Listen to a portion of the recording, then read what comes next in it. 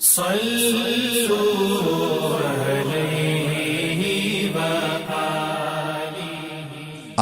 صلی اللہ علیہ وآلہ وسلم پر وحی کا ابتدائی دور اچھے سچے پاکیزہ خوابوں سے شروع ہوا۔ آپ خواب میں جو کچھ دیکھتے وہ صبح کی روشنی کی طرح صحیح اور سچا ثابت ہوتا۔ پھر من جانب قدرت آپ تنہائی پسند ہو گئے اور آپ نے غار حرا میں خلوت نشینی اختیار فرمائی اور کئی دن اور رات وہاں مسلسل عبادت اور یاد الہی و ذکر میں مشغول رہنے لگے۔ جب تک گھر آنے کو دل نہ چاہتا توشہ ہمراہ لیے ہوئے وہاں رہتے۔ توشہ ختم ہونے پر ہی اہلیہ محترمہ حضرت خدیجہ رضی اللہ تعالی عنہا کے پاس تشریف لاتے اور کچھ توشہ ہمراہ لے کر پھر وہاں جا کر خلوت گزین ہو جاتے۔ یہی طریقہ جاری رہا یہاں تک کہ آپ پر حق منکشف ہو گیا اور آپ غار حرا ہی میں قیام پذیر تھے کہ اچانک حضرت جبرائیل علیہ السلام آپ کے پاس حاضر ہوئے اور کہنے لگے کہ اے محمد پڑھو۔ آپ فرماتے ہیں کہ میں نے کہا کہ میں پڑھنا نہیں جانتا۔ آپ صلی اللہ علیہ وسلم فرماتے ہیں کہ فرشتے نے مجھے پکڑ کر اتنے زور سے بھینچا کہ میری طاقت جواب دے گئی۔ پھر مجھے چھوڑ کر کہا پڑھو۔ میں نے پھر وہی جواب دیا کہ میں پڑھا ہوا نہیں ہوں۔ اس فرشتے نے مجھ کو نہایت ہی زور سے بھینچا کہ مجھ کو سخت تکلیف محسوس ہوئی۔ پھر اس نے کہا کہ پڑھ۔ میں نے کہا میں پڑھا ہوا نہیں ہوں۔ فرشتے نے تیسری بار مجھ کو پکڑا اور تیسری مرتبہ پھر مجھ کو بھینچا۔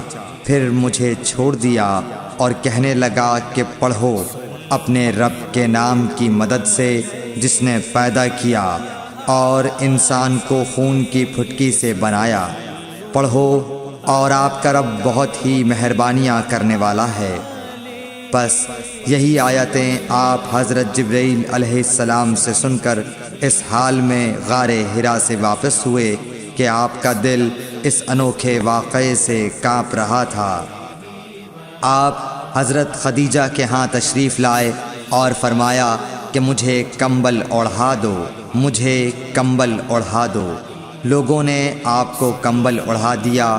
جب آپ کا ڈر جاتا رہا تو آپ نے اپنی زوجہ محترمہ حضرت خدیجہ رضی اللہ تعالی عنہا کو تفصیل کے ساتھ یہ واقعہ سنایا اور فرمانے لگے کہ مجھ کو اب اپنی جان کا خوف ہو گیا ہے۔ آپ کی اہلیہ محترمہ حضرت خدیجہ رضی اللہ تعالی عنہا نے آپ کی ڈھارس بندھائی اور کہا کہ آپ کا خیال صحیح نہیں ہے۔ اللہ کی قسم آپ کو اللہ کبھی رسوا نہیں کرے گا۔ آپ تو اخلاق فاضلہ کے مالک ہیں۔ آپ تو کنبہ پرور ہیں، بے کسوں کا بوجھ اپنے سر پر رکھتے ہیں، مفلسوں کے لیے آپ کماتے ہیں، مہمان نوازی میں آپ بے مثال ہیں اور مشکل وقت میں آپ امر حق کا ساتھ دیتے ہیں۔ ایسے اوصاف حسنہ والا انسان یوں بے وقت ذلت و خواری کی موت نہیں پا سکتا۔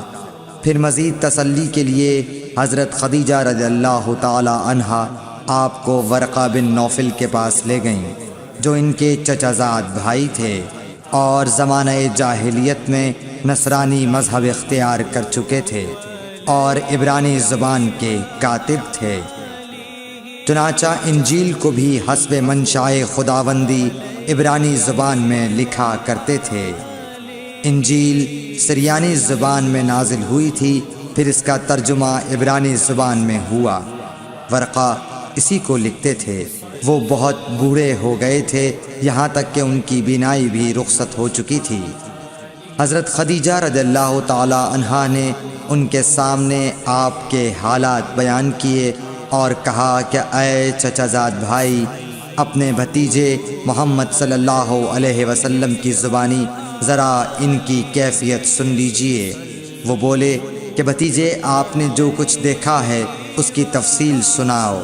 چنانچہ آپ صلی اللہ علیہ وآلہ وسلم نے از اول تا آخر پورا واقعہ سنایا، جسے سن کر ورقہ بے اختیار ہو کر بول اٹھے کہ یہ تو وہی ناموس معزز رازدان فرشتہ ہے جسے اللہ نے حضرت موسیٰ علیہ السلام پر وحی دے کر بھیجا تھا۔